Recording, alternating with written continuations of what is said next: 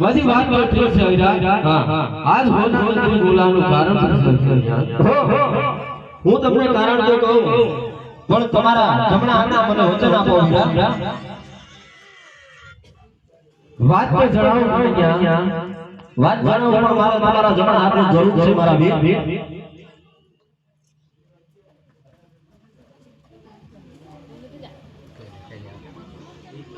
તો લે ક્યાં વાત કરે જમણા હાથના વચન સમજ્યા.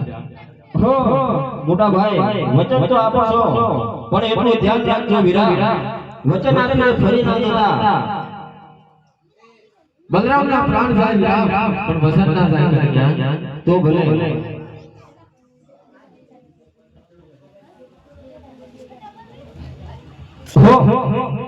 વાત તો વીરા એટલી જ હતી.